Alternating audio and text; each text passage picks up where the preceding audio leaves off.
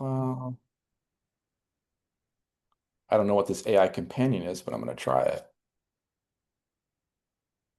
All right, cool. Thank you, Monica. If I had like, I don't know, candy or you would be getting candy tossed to you right now. I really appreciate it. Thank you. No Um, problem. yeah, and if you guys could do that, and I'm going to probably forget this often to hit record. Um, and these videos are helpful. They really are. I would generally go back, especially for very difficult stuff, and rewatch lessons. I do realize you guys are also tired, long day. Everybody has other stuff going on. I totally get it. This is again, it's like a lot of mental stuff, so just truck through. All right. So this is a little weird. I was going over this last night. I was like, what? Okay. So a group is like what it sounds. I was talking about that. All right. So to find all groups a given user belongs to, use the groups command.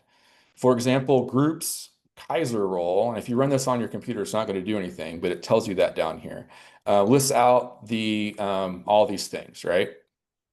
There's a number of groups, and you're not expected to know all of them. That's definitely for sure. The important ones to note that this one will be your username on your own environment. And so just run groups on your username, and I'll do that in a second. So, but it also says this is not just my username, but it's also my primary group, and it's listed first. For those that are on WSL2, this will create a new user in his own new group with the same name. People that aren't using WSL, don't even worry about that. Just to ensure the new user is not accidentally placed in a group that gives them access to things they shouldn't have access to. This is huge. Like this, people get paid well into the six figures to just make sure the stuff happens at the right firms. So this stuff is very, very important. Um, this maybe not be as flashy as like writing a full stack app or, building an AI, but the stuff's still very, very lucrative. Um, all right, sudo. Sudo is very, very important. So this is one to remember. Sudo is a group. That means as a user, I have access to the sudo command. I'll get to that in a moment, but to see your environment's group user relationship, you can open the file, this etc or etc group. Note, this file is not located relative to your home directory, but rather the root directory. So the root directory of the full file system, and I'll show you that in a second. This system-wide file, and therefore your access to it may be limited on some systems for a good reason. And so what is it?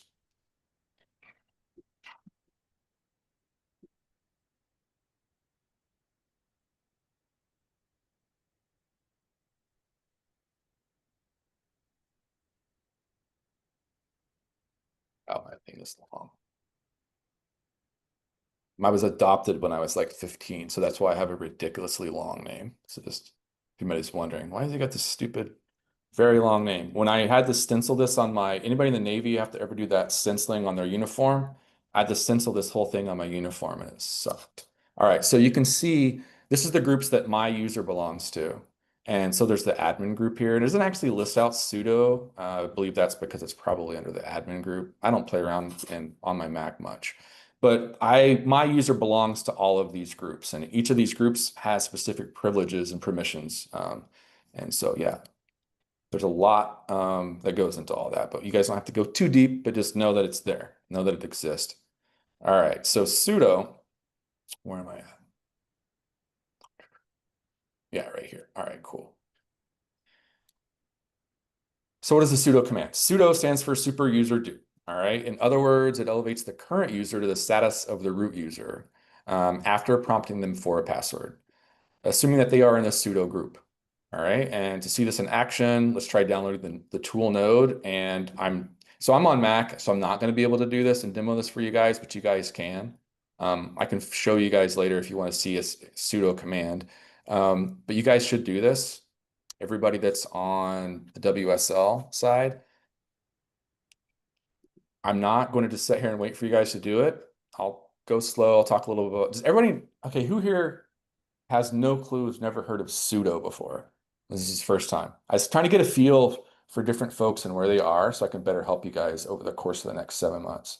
Anybody not know what sudo is? Brand new?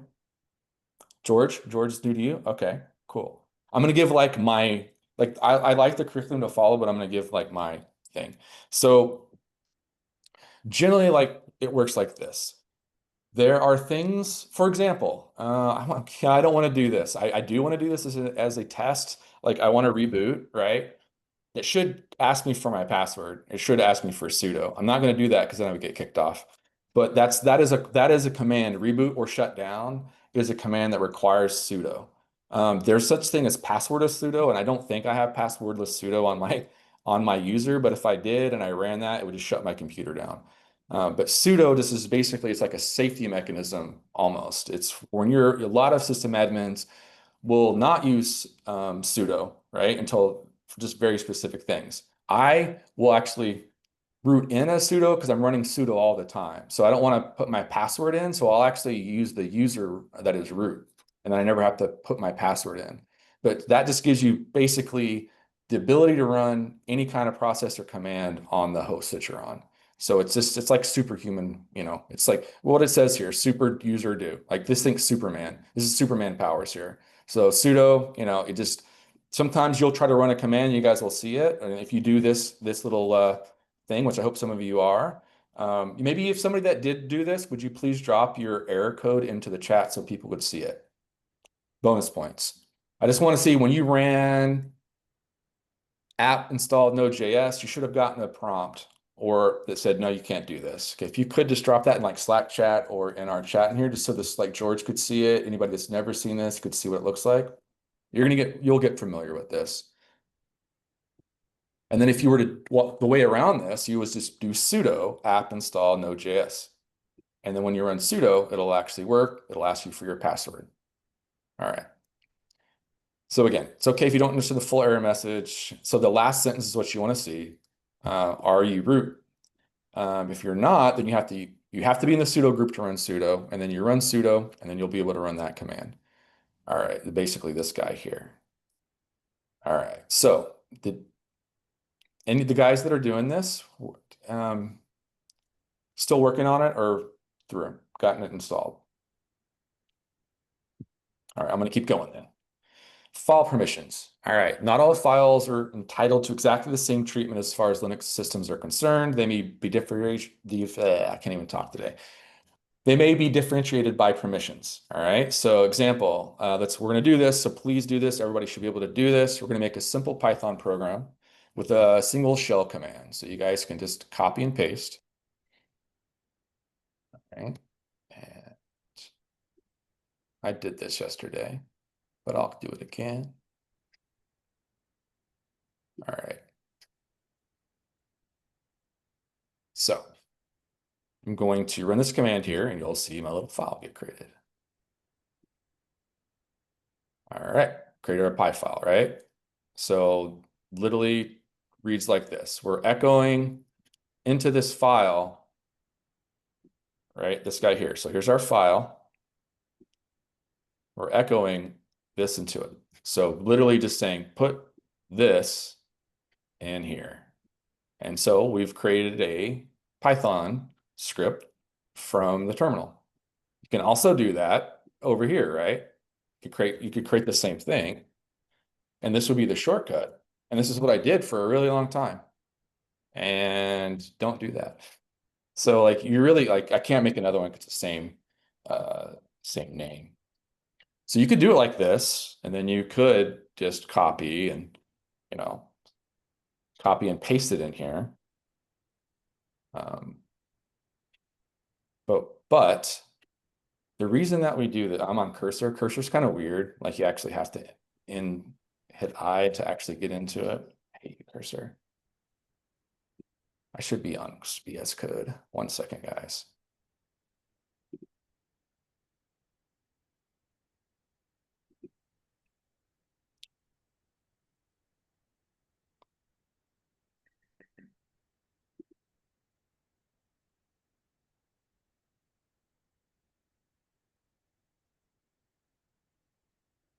No. Not what I wanted to do.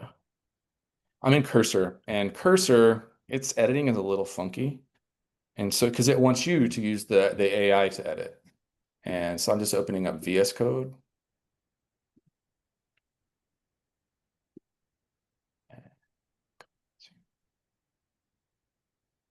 All right. So this is that file I just made, right? We can go in here and literally do like what we had in here, which is this. And we could make files like this and our little GUI, and life is great and things are so much faster, and then you don't get more time in the terminal. Terminal is moneymaker. I don't care who you are. I really don't care. You could maybe Kim doesn't use terminal. Kim, do you use terminal? Kim's senior engineer. I'm gonna be calling you all the time. I need your help. Kim, do you work with terminal much? Your site, what's your Kim, would you mind maybe talking for a little bit about what you do, just real quick, right in the middle of this lecture, just so I know? Yeah, sure. So I'm a site reliability engineer. I'm a senior, and with my role, I consider it like a jack of all trades. You do a little bit of networking. I work in terminal, probably a little bit too much. Probably more currently as well, working with like SQL on a day-to-day basis. Um, Building out scripts to like automate some tasks that um, do updates that we need to do in production and stuff like that. So that's probably a bit of my day to day work. Excellent. Thank you for that. I just know you're a senior engineer at Innova, and I was just like, holy, when Julius told me that, I was like, oh wow. And then we got Mike too the same day. So you guys really, really lucked out. Like seriously, really lucked out. Yeah. And Mike, I'm gonna be asking you soon because I'm curious as well. But thank you, Kim. I really appreciate that. So yeah, Kim uses terminal, and I just didn't. Okay, and I want to try to like what I want to be able to get across this whole 7 months is like things to try not to do, the things you should do just to make life a little bit easier for you. Because it was harder for me because I did dumb things. Dumb things like always just, oh, it's so much easier. And there's another thing you can do. You can just run this up here, right? You just press this little button, but don't do that. You don't want to try to be less clicky in the GUIs and more terminal. And I promise it'll pay off. It will pay off down the road, no matter what you're trying to do in tech. Um, I know like this is really kind of like ugly and awkward at first, but now I love it. In the beginning, again, I hated it. I hated it so much. So just bear with us and just get into the terminal using the terminal. Um, as I was going to get over here and do a delete because it's easy, but I'll practice what I preach and use my terminal and remove it. All right. So back to the lecture. Sorry, guys, I digress a lot. 619. We'll get through this lesson and we'll take a break. All right. So you guys should have done this. You should have your Py file. All right. Now, if you wanted to execute that program, which I just did surprisingly, but that's because I was using the GUI and not the terminal, you would write this here, right? But there's a shortcut for that, and this is very, very important. This is called an executable. This is how you use this a lot in programmatic pipe, like a lot in automation. Like you want to be able to call scripts this way, right? And if I try to do this, it's going to yell at me. Uh, so you guys should be following along. So if I just try to call and actually see how like what's that? Okay. If I try to call, see how that's red? That's my linter. We'll talk about linting soon, but this is like a spell checker almost, and it's in red. That already tells me this isn't going to work. Um, it's not an executable file. All right. And then the reason for that, and actually you can see it right here. See this X, X, X, X, X, X means executable. And this file is not executable. And there's three different groups here. We're going to talk about that in this lecture, but none of the groups have execute privileges. So you're not going to be able to run this like that, like I just did. You could run it with your little GUI up here, but again, not good. All right, so how do we get that executable then? All right, and so I just did that, and I showed you guys that this right here, and I'll talk a little bit about the groups and the staff and all that, but basically there's no executional privileges on this file, and we need to get that on that file. So, let's see here. Yeah, so what is the nonsense in the first row? It's extremely concise, and this does take a while for you to absorb. So this is the very first time you're ever seeing this. It's going to take some time, like not a day or two, but it's going to take some time for this all to absorb. Just do your best. So the first character is type. And so if it's a dash, it's a file, and then D is a directory, and you should be seeing that, right? This is my file here. It's dash file, right? And this is what we're talking about. Here's my user. And this is a group, right? And then this is this date and time that I Hey, want to put it on. Chad, Yes, Cam. may I ask a favor? Do you For mind sure. increasing the font size on your terminal Yes, and yes, yes, VS of Code as course. well as your? Yeah, yeah, Thank yeah. you. Did that help? That's beautiful. Yeah. Is it better? I can I make it think that might be. too I don't big. know. I don't want to impede your flow, No, but no, yeah, this is good. No, this is that's totally good. fine. Yeah, this Yep. is good. Yeah, Thank you. yeah. Old eyes anyway, so it's probably better for my eyes to have it bigger. So yeah, and this, I'm sorry, this command here, just list out the permissions of all the files that in the current directory, right? So I've got these files in my current directory, and I'm just listing out information about these files, and it gives you your permissions. All right. Yeah. So the next, yeah, it's kind of, let me see here. It's kind of funky having, I guess I could go split screen. Probably should. Is that too hard to see?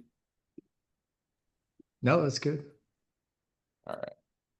I hate going back and forth. That's probably really painful to watch. All right. All right. Okay, so the next three characters, the permissions for the user. So we'll go here. There's only two, right? But there's a dash there. So, right. So, and again, here's these are directories and these are files. So that first dash right here. And if there was a directory in here, you would see it. Like, let me just make one.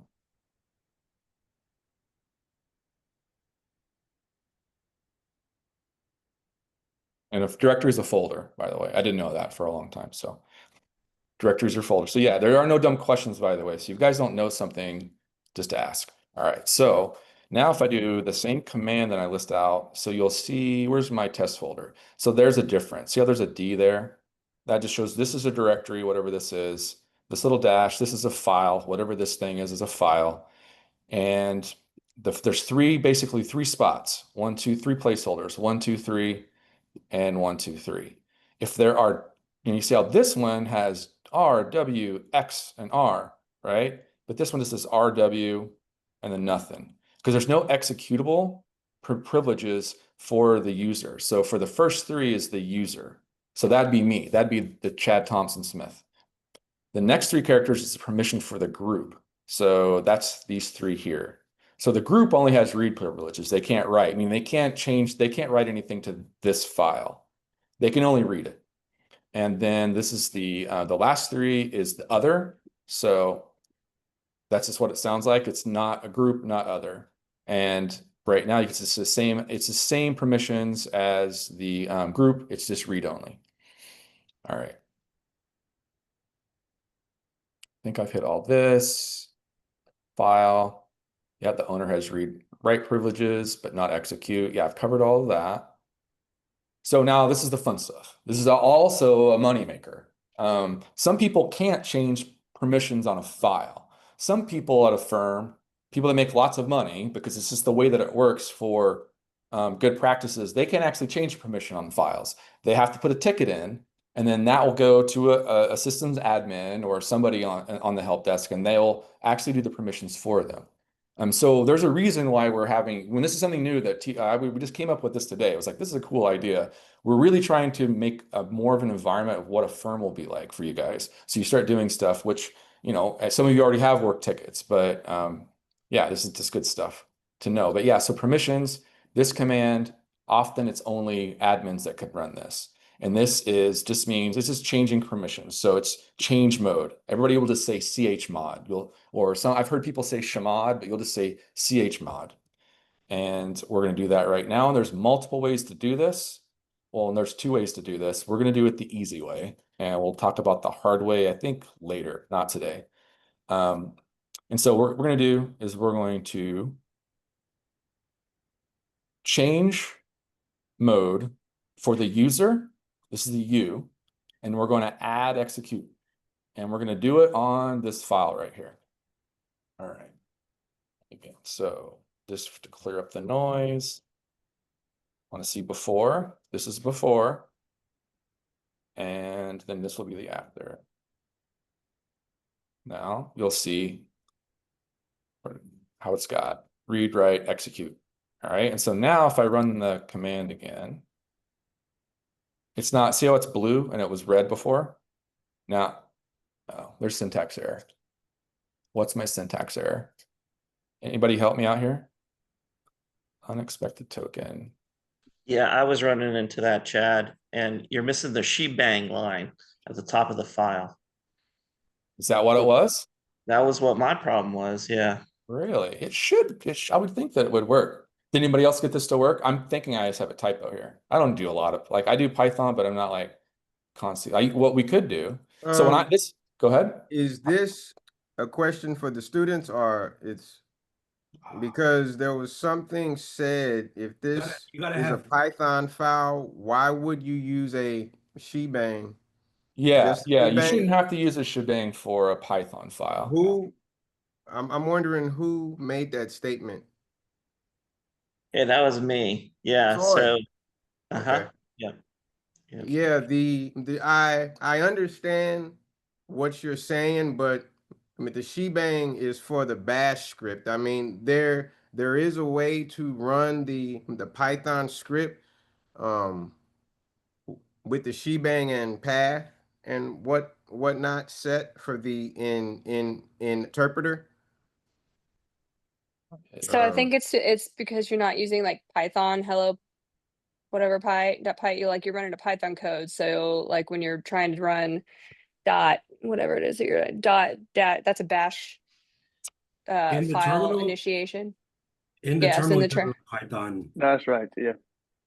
Yeah. I You're gonna think have you to do need like Python whatever to your run this. Python 3 or Python if you have a Has anybody gotten this to alias. work? Is this working for anyone?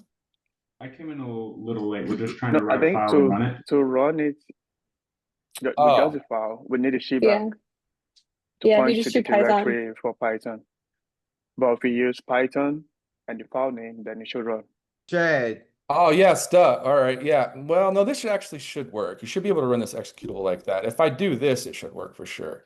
If I go Python can you 3. catch your file out so we can see the first line of your hello.py, and that can tell I'm sorry, us- what do you need, Mike? will you cat? Oh yeah, After- for sure. Yeah. Okay, oh no, never mind. I see it. So up at the top, if you want to run it as a with the executable. Oh, I do have to have the shebang then. Correct. Okay, that's right. And the because- path there. Yes. Okay. All right, for sure. Did we talk about that in here and I just missed it? We talked about shebangs yesterday. Yeah, we did. But in this lecture, that when we're echo printing this into the file, it's not adding the shebang. Yeah, we never mentioned it in the context of trying to run Yeah. a Python file. Yeah, so that should be a be typo. like, yeah, that should be in our, so that's something we'll just deal with. But this is actually a good, this is a good time to actually demo right time to use AI. Right now we have all the students to ask, we have the TAs to ask, we have senior engineers to ask, but if you're by yourself, it's in the middle of the night and you're just like, why the heck isn't this working? You could do something like this, right? And just be like, do I have?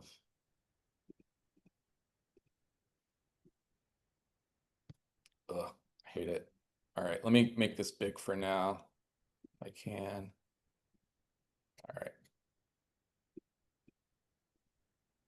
And just something simple, right? So we're having an error. We got to give it context. So I am trying to run this .py file as an executable, and it has the right options, but gets this error. All right. And then it has the context. It can actually see my file. If I was in GPT and I wasn't in something like this, I would say all of this and I would copy my file in, right? Because it doesn't know there's no shebang there. But this should. It should be able to see the context. Let's see if it catches it. And if it gets it wrong, that's actually not the worst thing either. Proof. Nice evidence of how GPT connects, or this is Gemini, but they're all can be a little funky. And this should be really fast. Like if in GPT, it would have been instant. Like it would have given me the answer instantly.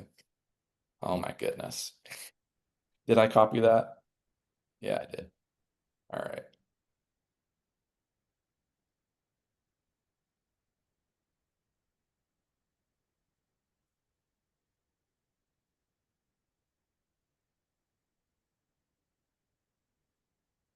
All right, and it's just,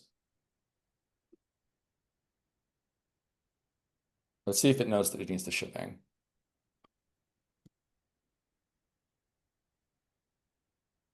There we go.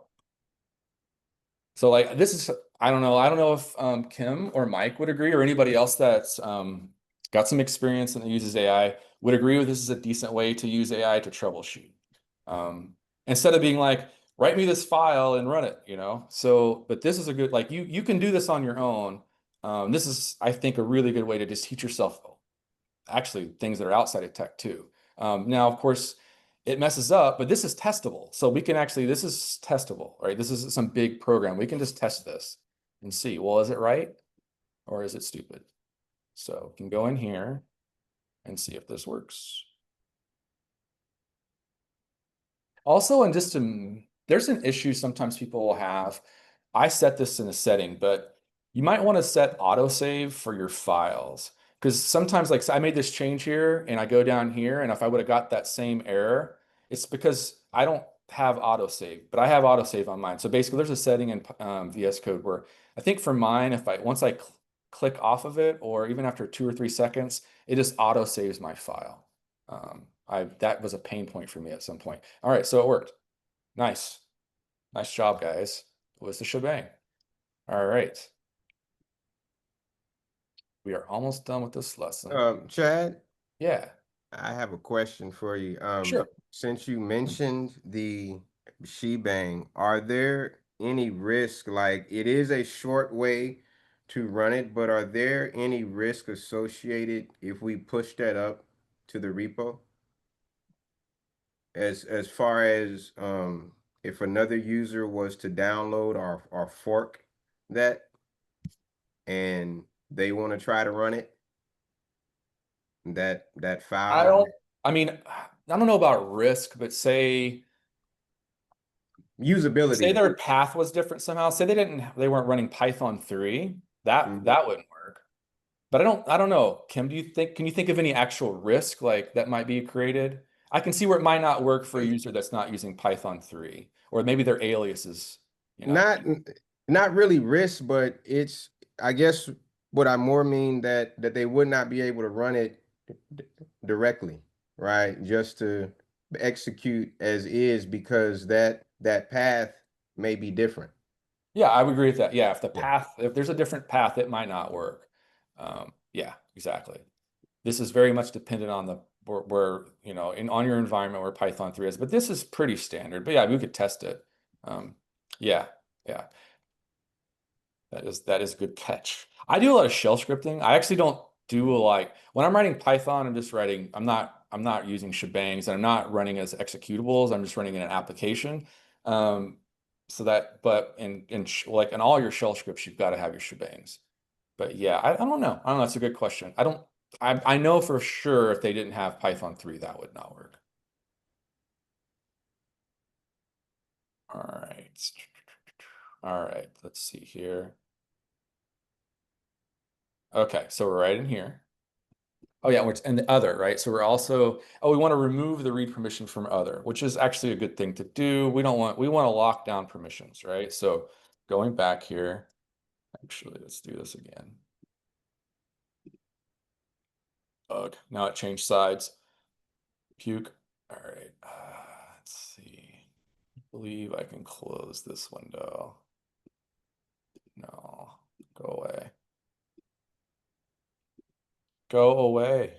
Oh, I guess I could probably do it like that. All right, so I want to just go back and down and look at our permissions again.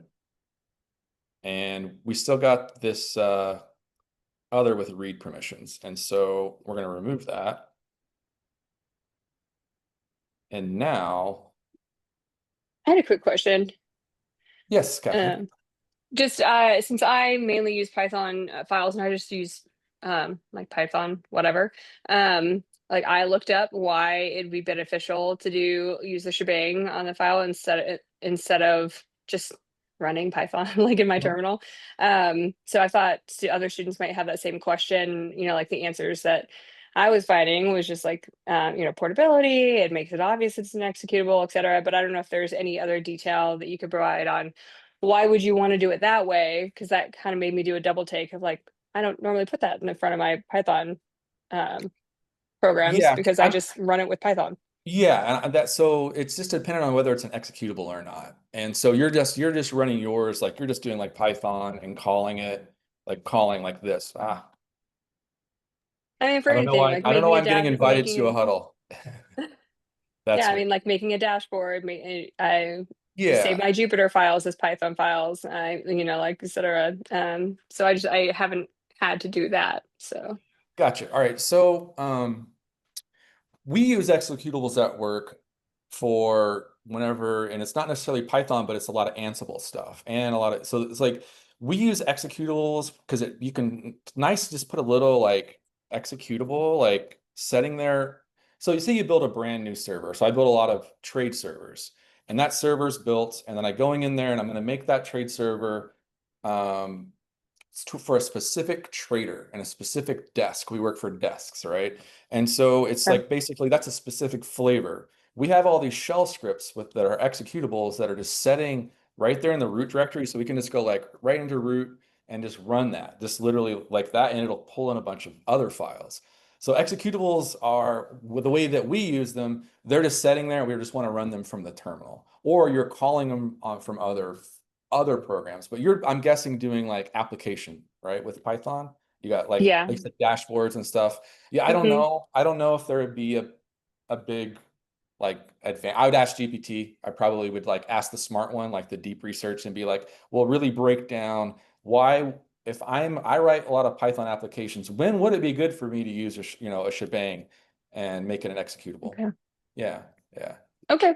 I'm trying to think if I've seen a Python executable before at work, but I don't think I have.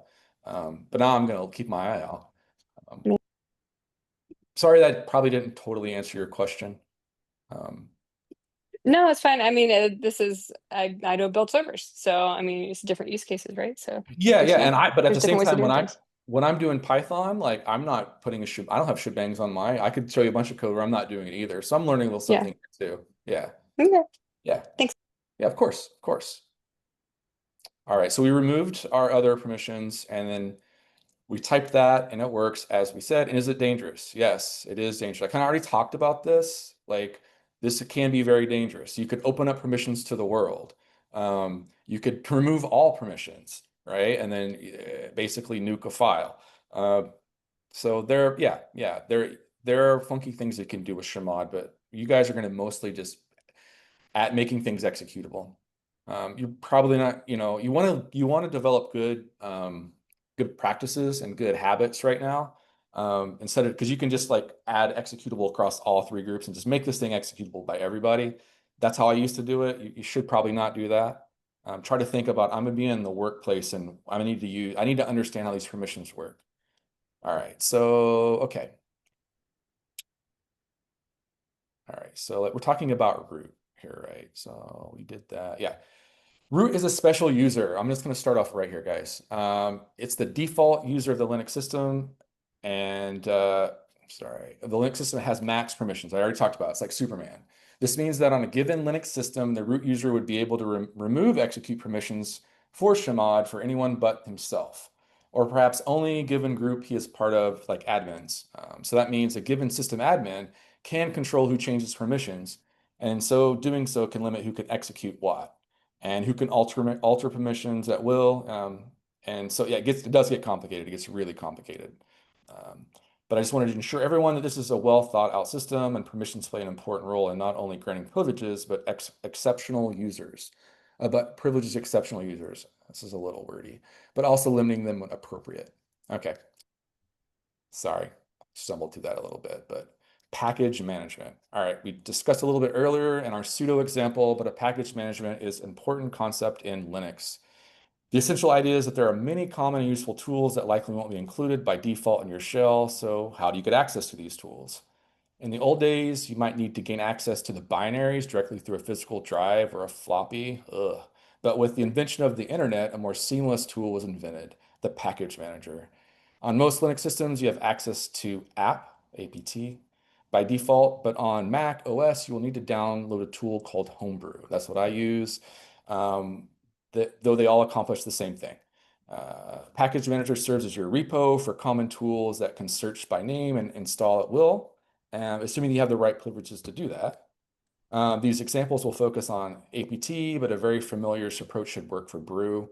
I mean, I don't think you can do brew list. I don't know if you can definitely do brew update. But I can't demo this because I guess I should probably have had an app. I should have had another system up. So, it's kind of funky for me to demo this with the Mac, but I'll just read through these and you guys can play around with these commands. So if you type apt directly into your command prompt, without any arguments, it won't do a thing, but it'll tell you something about the command.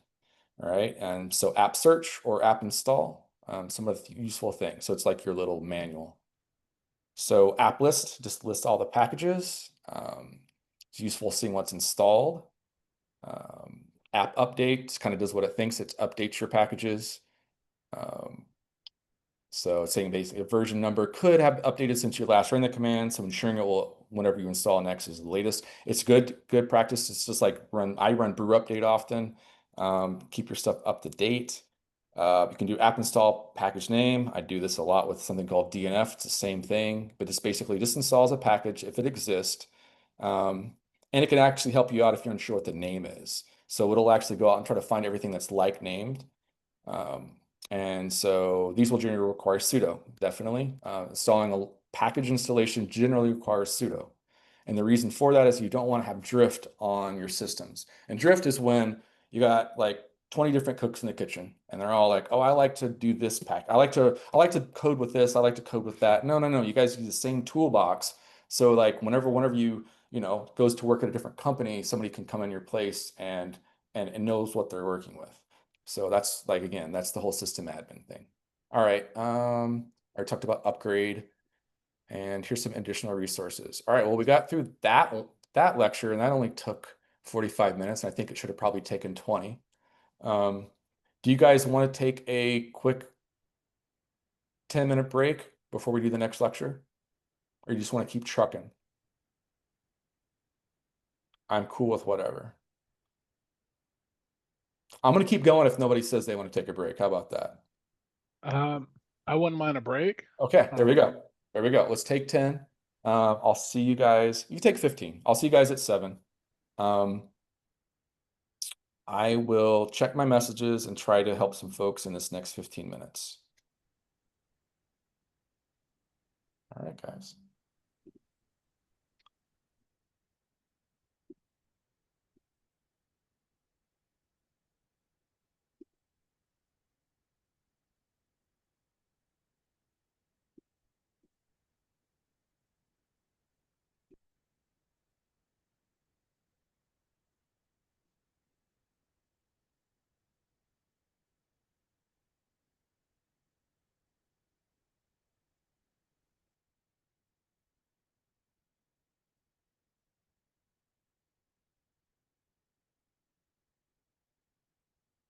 Yeah, I would be all about that. We've used Zoom for the entire time that I've been in part of Platoon, and it's helpful for certain things like I guess Google Meets probably has breakout rooms too, but yeah, it's a little cumbersome when you're trying to do it from the instructor side. But all right, I gotta go and we're recording. I can see all your faces. I'm gonna be cool about the no camera stuff, but if we do have like Catherine and Rich or Rod's going to stop by or other people, just please be on the camera. But I get it. It's late and stuff like that. But try not to be off the camera every time I'm on. But I am totally cool with I want to be the cool teacher. But yeah, there's an engagement level when you're on and people see your face. Like Troy, I love seeing Troy's face. Love that guy. Hey Troy. All right, we'll get going. I'll stop rambling. All right. So we are now to this is shell scripting, and there's a lab. So we are almost done. All right. So this is where it gets a little more fun, a little more codey. So we're gonna cover some core building blocks of shell scripting. We're starting with the basics, and we're gonna start to talk about data types, variables, symbols, and conditionals, and then we'll move into some more advanced topics such as loops, functions, and arrays. Now, I did get a lot of your guys' direct messages, and I appreciate that. And we do have a very like vast array of experience from like people with 15 plus years in IT to people that I think are brand new to IT. Or it's not IT, but tech, and tech in general. And so I still think that's going to be really helpful. I really, really do. But so if you're new to this stuff might be new to you. For the people that are very, very familiar, please just, if you want, like you can start doing some bash scripting right now. You don't have to just do something, right? Use your time. Just use your time. If this is very, very, very old hat for you, please be doing something with your time right now. All right, cool. So data types, this is basically why I'm saying that is because this is like basically like the foundation for a lot of coding, a lot of logic. All right, so we're going to talk about data types. So I want you guys to actually run through this with me.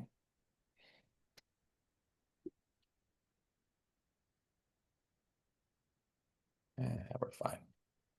All right, so we're gonna have to actually I have to actually create like a little script, huh? So to get this working, all right.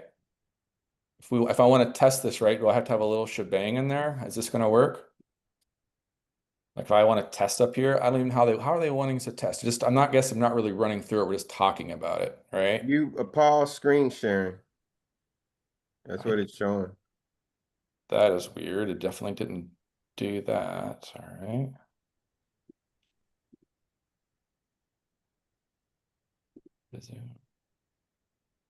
Yeah, I see where it says it's paused. I don't understand why. I wonder if it's like running out of. All right, let me try stopping and restarting. Thanks for letting me know. Well, I can still see it. I mean, it went off for a second when he checked, Yeah. but I And can am see I on the it. right screen still? Is it my bash scripting day 3? Yeah. yes. Okay. All right. Cool. Cool. So I guess we're just talking about this. This isn't really a lab, so I don't really have to run through it. So that's fine. We'll just talk about it. This will be a little bit faster. So I guess this is more just like an overview, not really running any code, and then you'll get to do that in your lab. All right, that's fine. So we'll just talk the different types. So strings are just text, right? And so any variable assigned without evaluation is treated as a string. All right, so here we go. We've got name equals delta. And then if you were to run this, echo hello equals name, I should be able to just create that. Try something. Again, I don't play around a lot. No, that's not gonna work. Actually, no, because I'm in fish shell. 1 second, guys. I use a different shell. It's called fish. And the reason I use it, I don't know if you could see this here.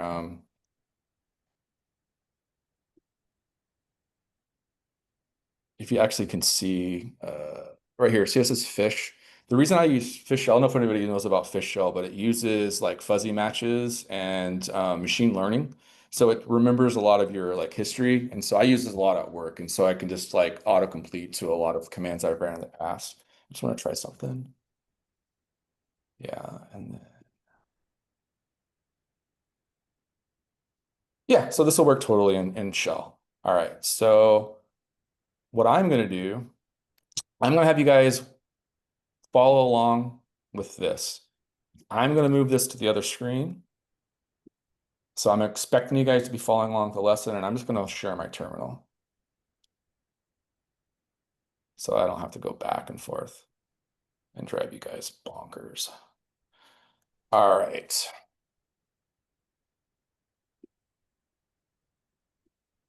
Okay, so I basically assigned it a variable here. So let's just do it again. 2. All right.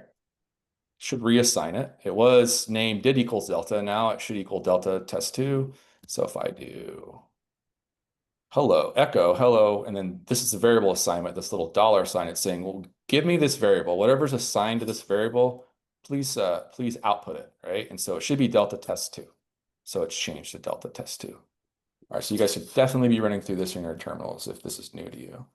All right, so we're going to do some, the next data type is actually we need to talk about quotes. So quotes do matter. So if I was to do, let's see. Hey, chat, can you make your text bigger? Bigger? Yeah, good call. Good call. I think this will work. That's working, right? Yeah, it's getting bigger. Okay. I can go bigger. Why not? That better? It looks good. All right. Okay, cool. All right. So if we were to, and I've already assigned it. All right, so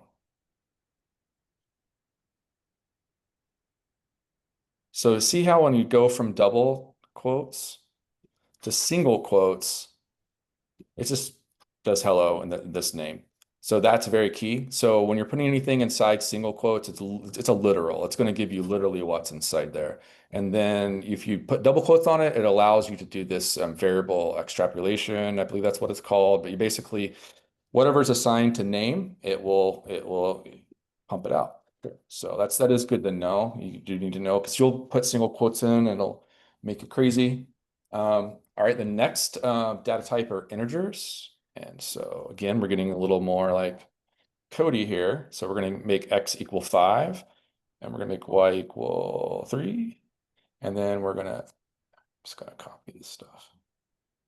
It's too late to typing everything. All right, and so 5 plus 3 is 8.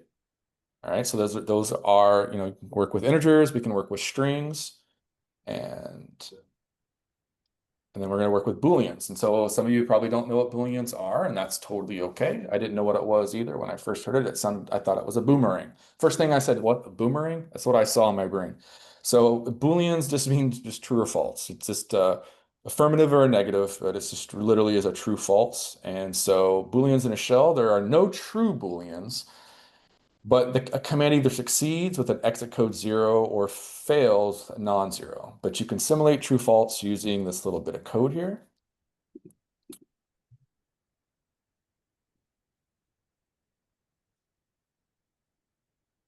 All right.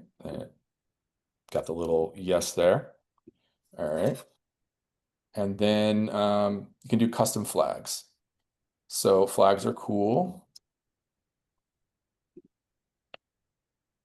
All right. Anybody know what this should do when I hit it? When I enter? What should we get on the screen? You can speak because I'm not looking at my chat. So it's just somebody wants to say what's going to print to the screen when I enter here. Nobody knows? Feature enabled. Feature enabled. There we go. Yeah. Because why? Why though? 1 You're equals 1. comparing, you're comparing the variable in enabled to 1. Yes. That's true. And so it'll run the echo feature enabled. Because this is equals right here. Yeah, exactly. It does this. Whatever's been assigned to enabled, which we know enabled is 1, does it equal 1? So let's see if that works. Right, yeah, right there, feature enabled. It's just using logic and conditional logic, right? Less than, equals, that kind of stuff, right? Greater than, all that. And that's how a lot of logic works. All right, so again, the syntax can get pretty ugly fast because it's a little ugly. Well, these double brackets here, it's a little ugly, which is a bit backwards for a language crucial to a system ops. Always remember shell is just one option. More robust languages like Python, which is a lot of you are familiar with, and JavaScript, which is a front-end language, can more easily provide you with the functionality you need, though with the requirement of the interpreter being installed in the system. So shell's strongest advantage is to inherit the Unix system. It just comes pre-built. It's out of the factory.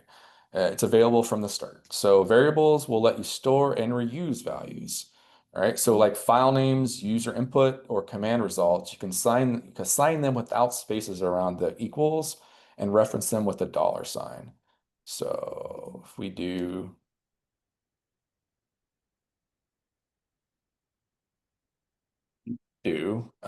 greeting equals a hello. So we've assigned, actually, I think, what did I do wrong here?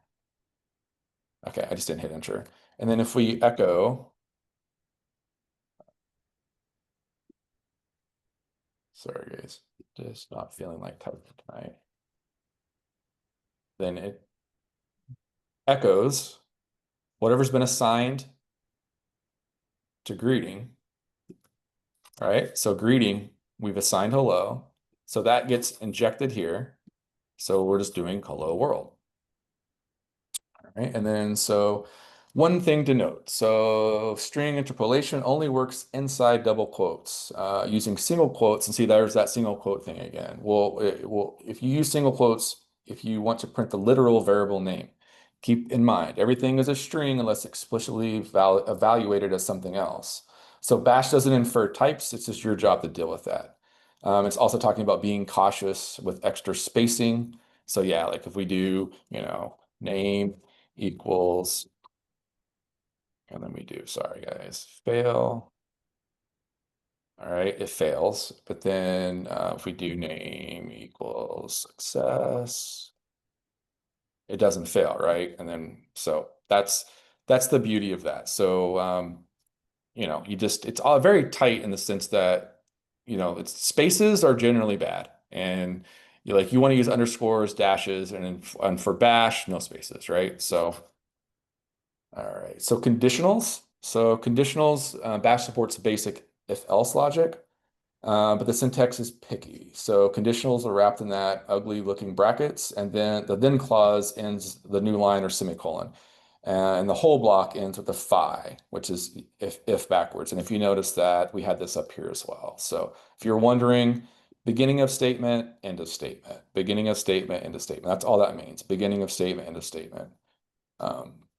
Python uses like indentations, and JavaScript uses different kinds of brackets. We just spell things backwards. All right, so, but it kind of makes sense if you think about it. All right, so conditionals. So we're going to try this guy here. So it starts here and ends here. So this is all of our logic inside. And so what is this doing? Somebody else, what do we think is going to pop out here? The user equals root, then echo running as root. Not root, right? Because I'm running this as me, not root. So it should say not root. Let me try something. This may work. This may not work. I don't do this with Mac.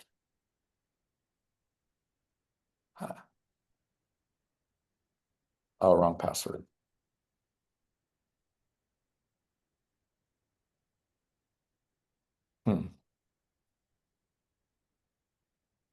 Interesting. I don't know why. It doesn't matter. I was trying to S you over to root and then run that as root. But I guess I don't know my password. All right. Maybe that's not something I can do on a Mac. I don't know. Hey, All right. Chad. So go ahead.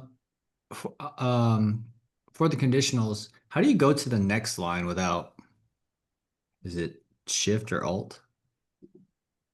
Oh, when you're like actually typing it out? Yeah. Like, how do I get to the next line? Yeah, that is a little tricky, right? So probably what I would do, I don't really write bash scripts like this, but probably you would need a good linter. So how you would do this probably, I mean, you could use like a text editor and create something, but just in the shell here, I don't know, that it's a little tricky, right? You don't have any. If I was going to create a bash script, and if you're going to create a bash script, you're not going to just be like creating it like this. What you'll do, and maybe correct me if I'm wrong, guys, our experienced folks, we have tons of them. You would use a text editor, something like VS Code, where it will have a linter. So like test.sh. And then it will lint for you. And like if you're having issues, like if you're trying to, let's see here, let's see that if I do, still might be a pain in the butt. You see that? See how that did that for me? So if you're doing it down in the shell, Yep. If you're doing it out of the shell, it is tough, right? It's very, very tough. But if you're using a linter, it's gonna help you do stuff. It's like, oh, like that, and it just happens to know, like, give me 2 brackets. Like there's just stuff that the linters really, really help. And you can get your linters in VS Code here with your extensions. So I don't know, like I have a bunch of linters. I don't know, bash. See this? Something like this. So if you guys are new to VS Code and you're looking for extensions, the way to generally go is like pretty much anything. You just look for the ones with millions of downloads or hundreds of thousands of downloads. And this will give you some sort of linting ability. Linters are huge. It's basically AI use them a lot, but it's basically a must-have. So you guys should get your linter set up. If you don't have a linter or you need help, write a ticket and we'll get you guys set up. All right, so did that help? Yes, Yeah. don't use it in terminal. Yeah, doing it down in the terminal stuff. That's why, yeah, for this, you guys are 100% okay. That's For all you this- had to say. Yeah. Sorry, I know I'm too verbose. No, you're good. Yeah. For this specific challenge, you guys are totally fine to just copy and paste from the lesson. So you can just do this stuff here, just so you can get the effect. It's just terminal time. It's really just about terminal time, seeing this stuff a million times, and then you start to understand it. So what do we do here? We're comparing numbers. So we were talking about this earlier. So you've got your equal sign, your less than sign, and your greater than, instead of, equals and a double equals and less than and greater than, or the little alligators.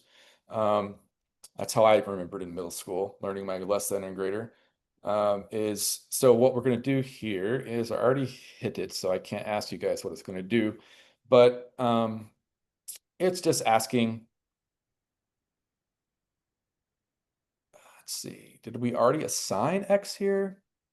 Hold on a second. So we haven't actually assigned X. So there's not actually, there's nothing being, I don't know about this one. This one's weird. Anybody else thinking this is a little weird?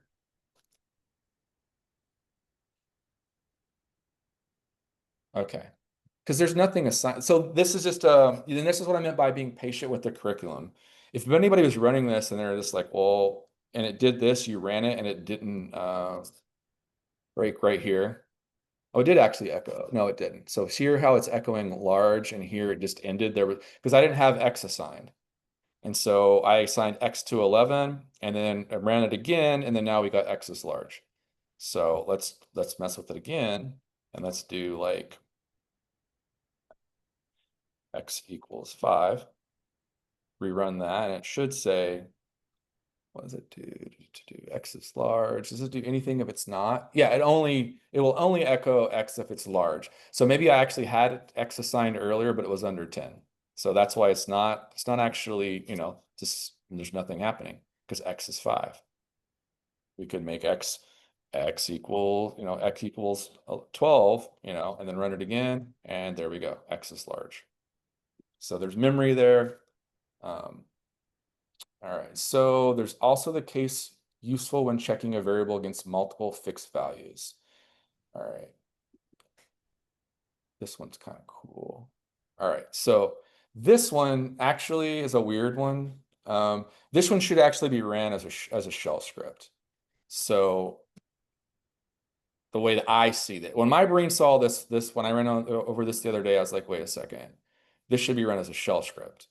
And so this should be run like, let me look at my history here.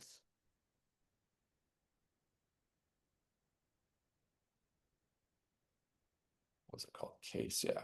All right. So I want to see. All right. So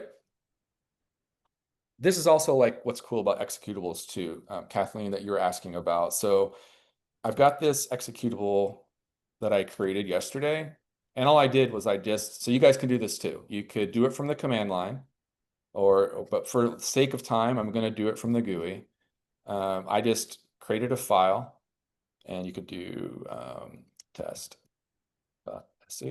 just name it sh.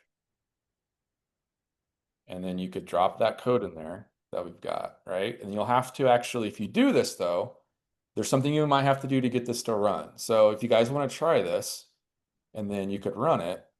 It might not run the first time, and I'll let you guys figure out what you got to do to get that to run. A hint would be this. So I'll just give you, so this is all the directories, all the files in this directory. And so I've shown you permissions. It's not executable. Yeah. So if you guys want to play with this, just make sure you make it executable. But where this is kind of cool is you can, this takes arguments. So this is I'm just calling that executable, and it takes an argument, right? And so if I run this, it should say starting, right? Let's try it. And it says starting. And then if I go with stop, it should say stopping. And then if I have a typo, it should do what? Anybody?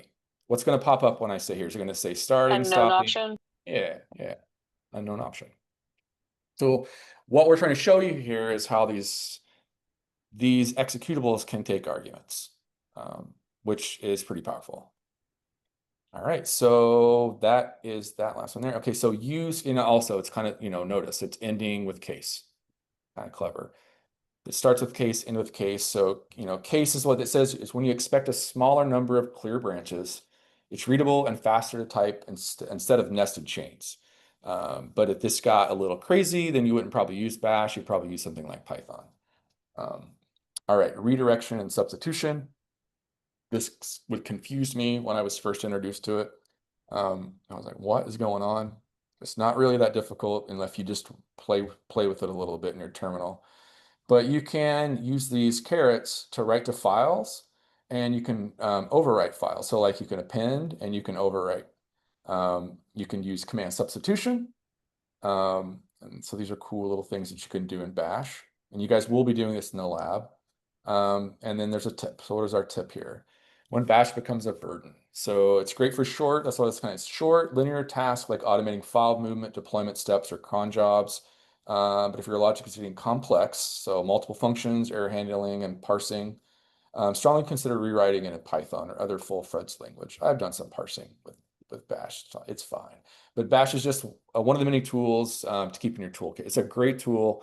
I guarantee you there are people out there that make a ton of money, and that's just where they live. They live in bash. That's just where they literally live. That's all they do.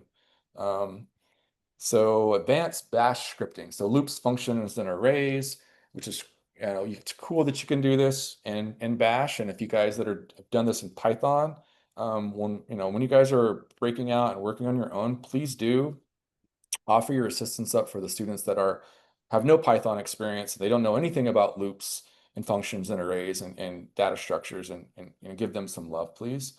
Chad, yeah. Real quick, is there a way that we can, I guess, find out which students don't have experience with the Python or whatnot, and we could, I don't know how you want to do it, so I know the students have kind of been through this, like they've had to fill out little questionnaires, giving their history and stuff and like that. Okay.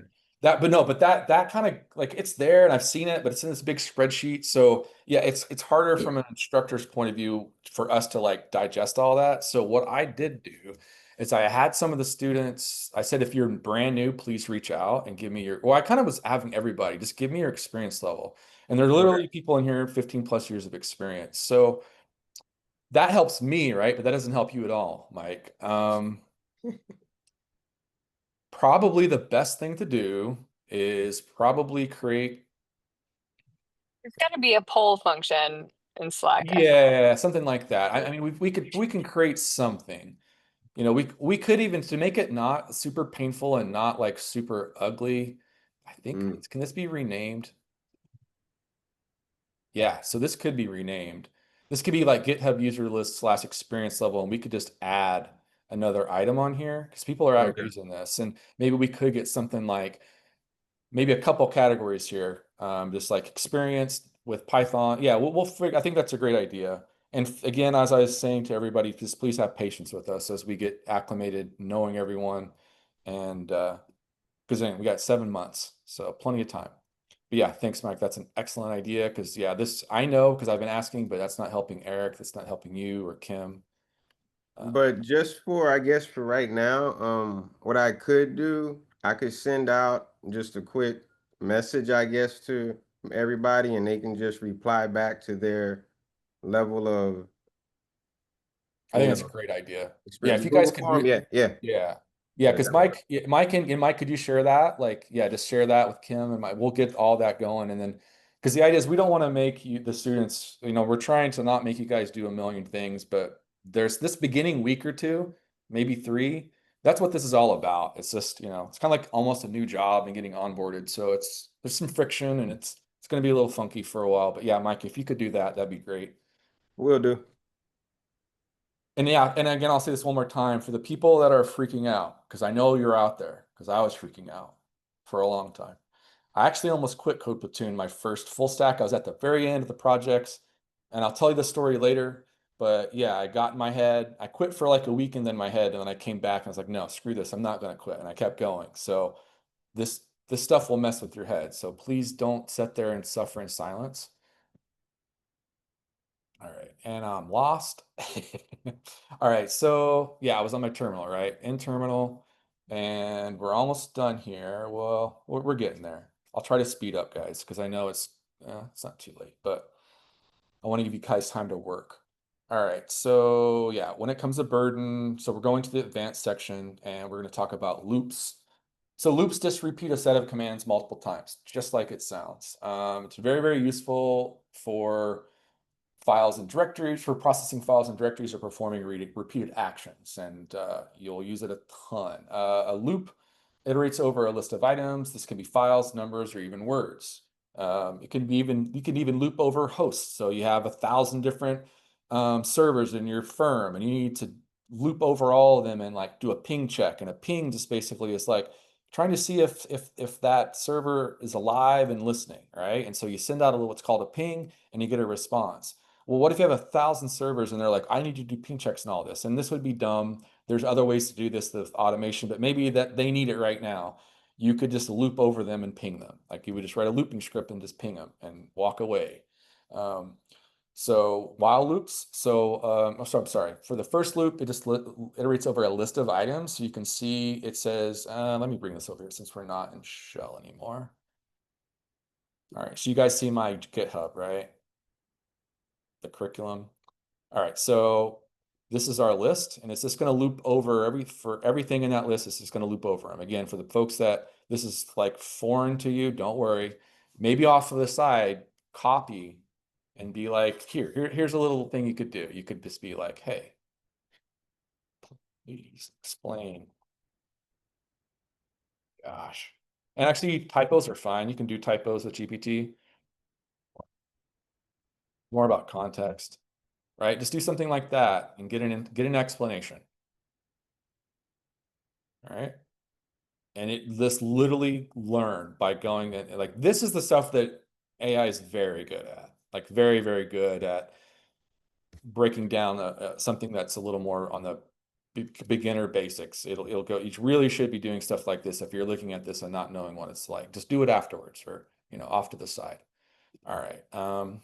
A while loop, it will run as long as a condition is true. So this is just looping over a list of things. This is going to go until something happens. All right. And what is that something? Well, when you don't know in advance how many times you need to loop. So what we're going to do is we've already done this. We're setting a variable called count, and we're making that equal 5. And so we're starting this loop and we're saying when the count is greater than 0, do this, right? So you guys should actually be able to run this. So here I'm thinking I can't run this in shell, and I should be. All right.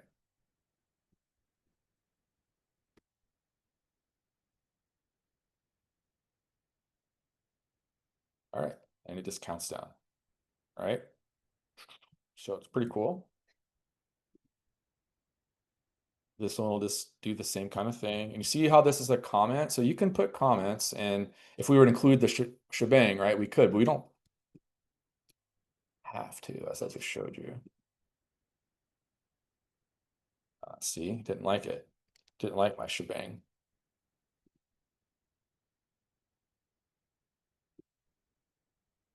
you go. Just the same kind of counting. All right, so these are just loops. This is just looking for condition. This is just going to literally loop over that list. And that is, it won't stop until it's done. It's just going to do that. This won't stop until the condition is met. All right, so use cases. So loops are especially useful for repetitive tasks. Kind of talked about that. Security and managing user permissions. Let's say you're tasked with reducing security risk on a server. So the server has been maintained with high standards. I know some of those. And there's a large volume of world writable files. These files are a security risk because there's a file with others write permission. So that's right here. Their other group has write permission. So they can just go in, anybody can go in and change your file. Generally not a good idea. You likely won't have a pre-built tool for handling tasks like this. And so this is where shell scripting comes in. You can use loops and recursive scans that recursively scan the current directory for files that are world writable and prints the name. How you might write a script like that would be something like, how would you give, they want to, basically the idea, let's write a script. We're definitely not going to make you guys stop and write this script. That would take a little bit of time.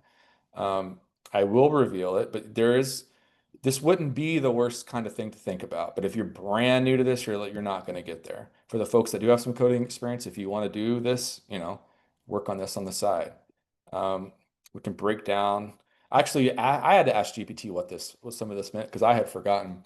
I'd forgotten what this little bit was here. But this is basically pointing at the other group. This is a numeric representation of the other group. And so when you run this will just look at all the files, and it'll just be checking their permissions. Looking for right. I don't think I have any, but it's going through all the files and just looking for the other group or other category and seeing if they have write permissions. It'll go over 1 million files if you set it to. All right, arrays. Arrays let you store multiple values in a single variable. It's useful for working with lists like file names or user inputs. In Bash, arrays are defined with parentheses, and each element is accessed with an index starting from 0. Remember, this is kind of a key thing. All right, so what do we got here? We can run this.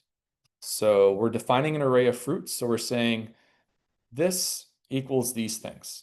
So this is an array now, and it's equaling to these things. And you can access individual elements of that array. Remember, we talked about starting from index 0 by referencing the index. So what happens, I won't run this, but what happens if we run, well, why not? Why not? All right, so we've created this, it's there. And then now we're going to try to access one of the fruits. All right, so actually before I do that,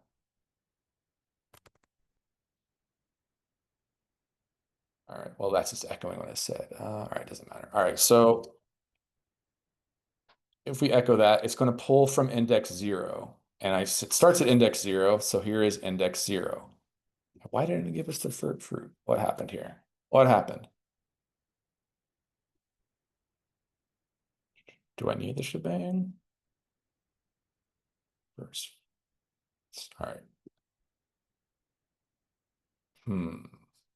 Confusion.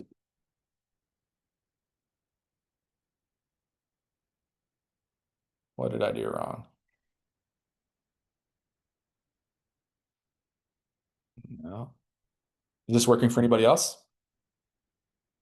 Trying to see what I did wrong. Fruits. That should pull this guy here. Let me try one more time.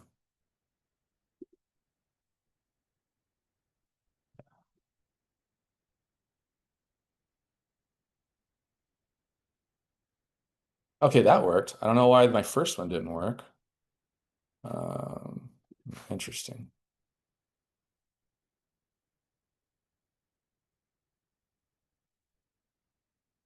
Anybody catching why that's not working? It's working for banana, it's working for apple. But that shouldn't, yeah, this is a little weird. I don't know what's going on here. This is a little weird. The second fruit should be banana. 0 should be apple, and this should be cherry. Something's a little screwy with my bash. I'm not going to spend too much time on it, but this would be a good one to be like, copy that, copy the output, and ask GPT, what is going on? But I don't want to hang us up too long. Is this working for anybody, or is it not working for anybody? Not working for me. Yeah, so it's probably something with the code. That would be, somebody wants to do it, you could just literally copy that, copy this whole output, and it would tell us why. But I'm not going to dig into it too much. You guys get the idea though, right?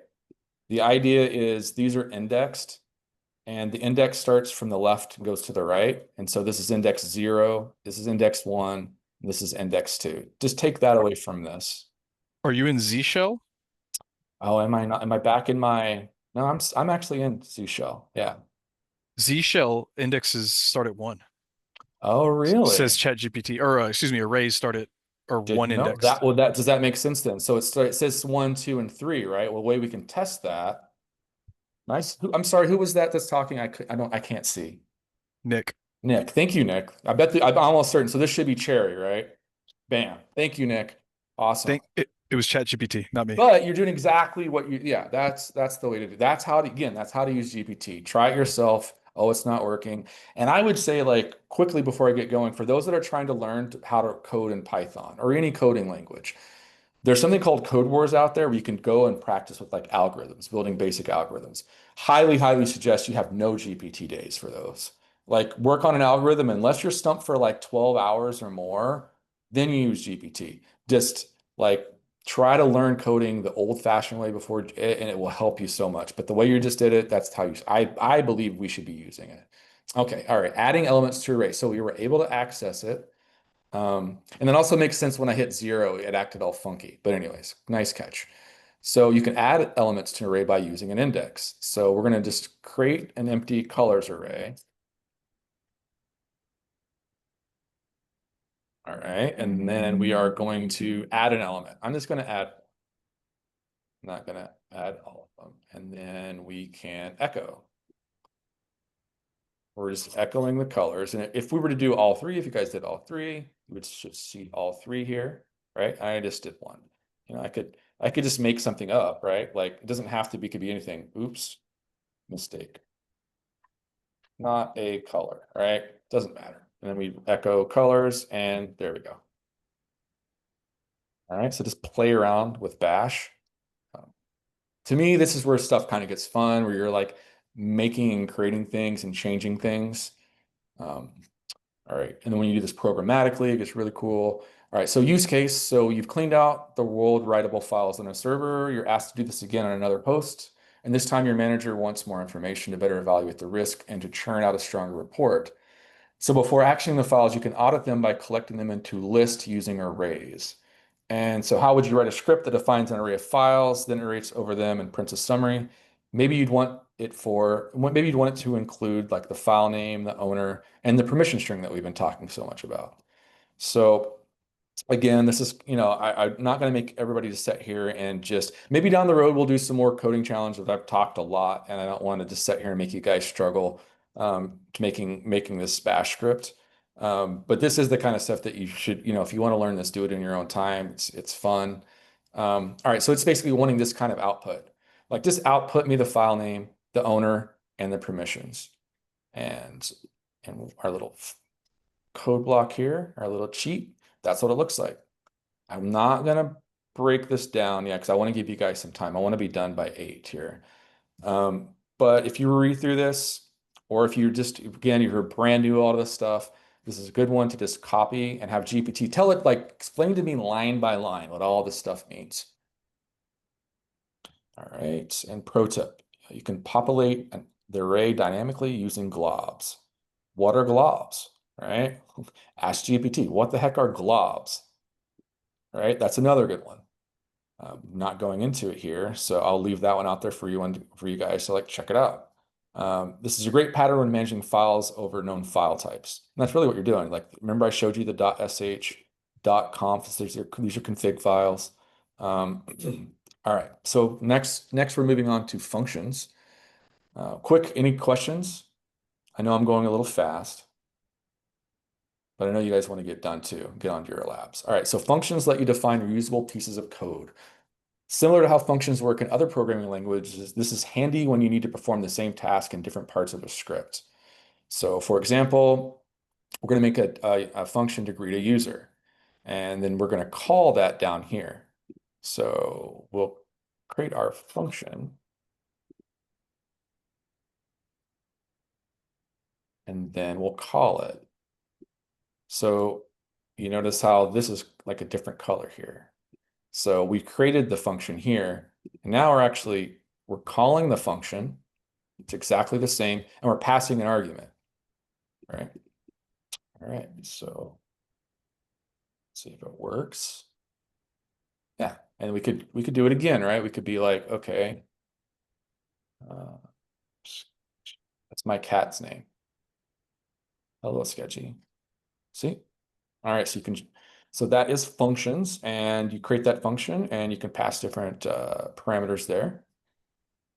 Function can also return values. Bash doesn't support direct return values like other languages, but you can use echo to capture the output. I always was confused by what the heck is echo. That's all it's a clever way to get an output where otherwise you wouldn't be able to in bash. So we'll create another function here. All right, and then it wants us to capture results equal to echo. All right. Actually, no, we want to give it this. Square 4, and then now we'll call. And it should be, what is that going to be, 16? Why didn't it work? Does that all need to be called at the same time, guys? I don't know. You missed copy and pasted. You didn't do the echo command. Oh, I didn't? Oh, I didn't? Yeah, you're right. Nice catch. I moved maybe a little too fast. Yeah, of course I did. I just did the same thing twice. Silly. There we go. Thanks. Nice catch. All right. And then let's move on to combining everything into one. So combining loops, function arrays in a practical example. So that's what this guy's doing. It's checking for a list of services and reports and their statuses. So I'm just going to run this whole thing. But what we're doing, we're defining an array. So we're just saying, hey, services array, you equal these things. And these are all tech things if you guys aren't familiar. All things that you guys are going to learn about, all the stuff you're going to learn. I'm a huge Docker fan. I love Docker. All right, so and then you're going to create this function to check if a service is running. So this is the function we're creating. All right, here's all of our logic. So it looks like it's checking to see if a system is active, if it's running or it's not running, right? So that's what it's just saying. Hey, are you alive? And if you are, you're running. If you're not alive, then let's just say we're not running, right? And then we can name the service down here. So really our function here, I'm not a fan of how these are set up with the, did that not work either? Do I literally have to copy this whole thing and run it at once?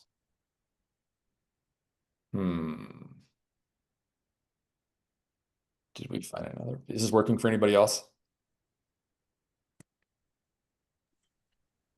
Yeah, it was working for me.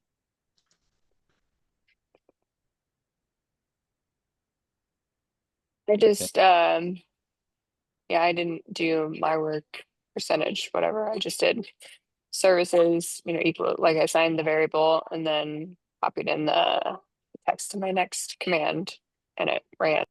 Is this Kathleen? Yep. Would you mind just dropping that in our chats for reference? And I'll take a look at it in a bit. I'm just going to keep going, but so everybody can look and see the correct way. And maybe we can. Yeah, I don't want to spend too, I literally just like, oh, what's wrong? And I want to spend, time fixing it. That's, yeah, not what I'm going to do right now. All right, so we're at the recap. Yay. So recap here. So loops allow for repetitive actions. Kind of makes sense. Functions organize your code and make it reusable. And arrays store multiple values, making it easy to handle a list of items. So with all these tools, you can make some really cool bash scripts. And again, like kind of the way we're doing copying and pasting, like you generally would just be creating that file and then running it. And it's a lot easier to write bash scripts in a file with, an editor. All right, so you put all this stuff together, and now, yeah, they basically, all right, it's time to write some functions. So are we going to sit here and go through all these? No. No, I'm going to stop right here, and I'm going to allow you guys to work through on your own or in groups, these guys here. And then you've got your assignment. And I do want to check the assignment here real quick. I peeked at it yesterday. I just want to get an idea of the scope of this thing. Lab 2, so there's 2 labs. Just trying to get an idea how long this will take.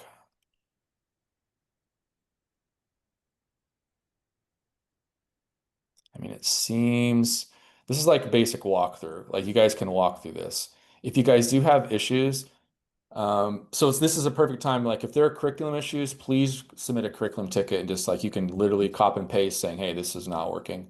But maybe first you guys should, before you do a ticket though, hold on, let me back it up a little bit. I definitely didn't qualify this. Before you guys just go straight to a ticket, and it's okay if you guys have built tickets now, but the good practice would be is try to figure it out on your own. But then when you're stuck, that's when you go to a ticket. Now, if you're finding curriculum issues that are no issue, just go right to a ticket.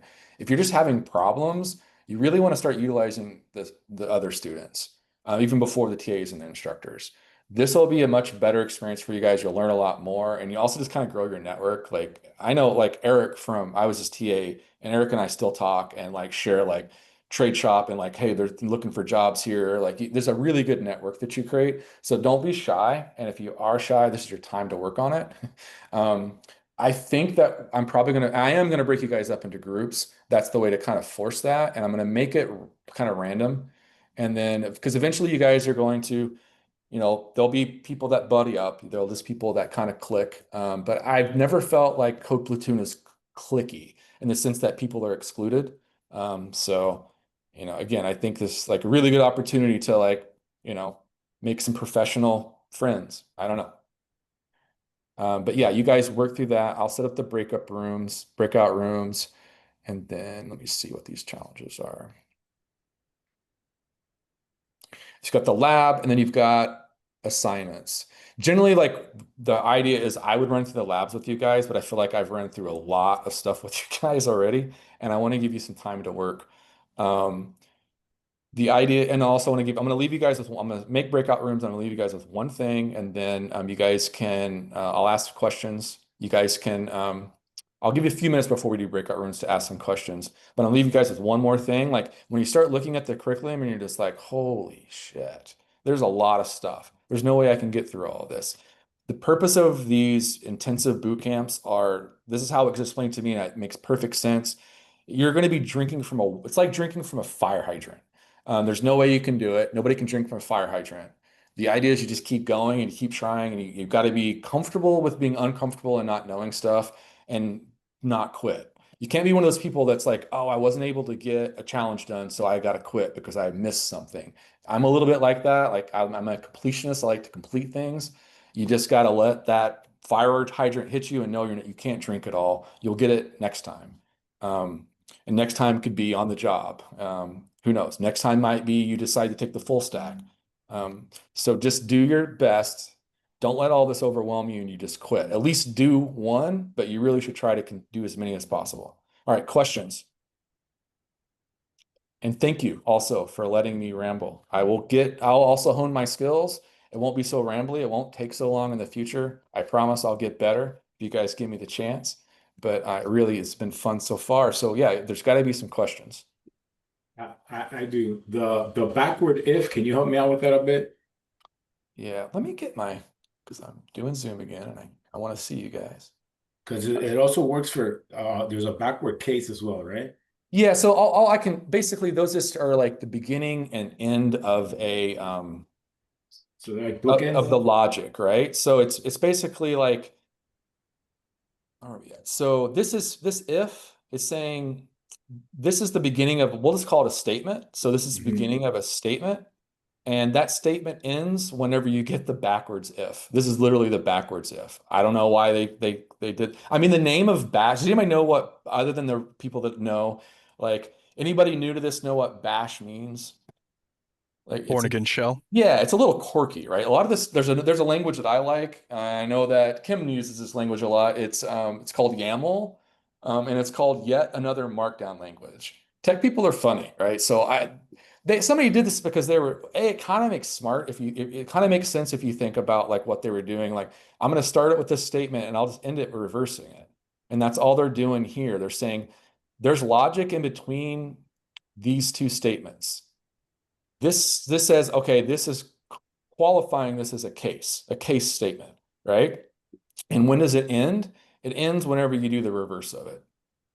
So these are like blocks, and this is the beginning of the block, and that's the end of the block. It's kind of like a return in Python. No, it's kind of like an indentation in Python, right, guys? Is Okay. that Python experts? That's how I would see it. Okay. Am I correct though? I want some validation there because I could be wrong, but I think I see these as basically like how you would use code blocks and Yeah, I'm sorry, indentations. Like curly brackets in JavaScript. There we go. There we go. Like There we go. indentations in Python. Yeah, I agree. Yeah, it's just like that. And it's a little funky and a little weird, but again, it's I think that's Bash, right? I think it's supposed to be like, Python was created by a guy who named it after Monty Python, right? That's why it's called Monty. He liked Monty Python. He named it after Monty Python. I don't know. There's some weird things like that in the tech world that I've come across, and some of them are really literal. Like if you get confused, try to just like if you've seen something for the first time, try to think of like what's the literal meaning of this? What are they like? They're very often it's very literal in almost a funny way. And more questions? Sorry, I'm rambling again. That was a good one. I mean, this is kind of weird when I look at it. All right, are we good? All right, and I'll definitely, I'm going to be around. We can do some Slack conversations if anybody needs anything and they don't feel comfortable like talking in a group. If you're really nervous, please just reach out. It'd be easier if you reached out to me in Slack. The Zoom chat's great and all, but if you reach out in Slack, then the conversation is permanent, right? So like if I have eventually I'll probably have a Slack conversation thread with each one of you, and then I can go back and be like, eventually I'll know all you very well, but right now I'm still trying to get to know everybody. So it's kind of like a profile almost. So just ping me in Slack if you're having any issues. But other than that, let me stop sharing. Stop this very long recording.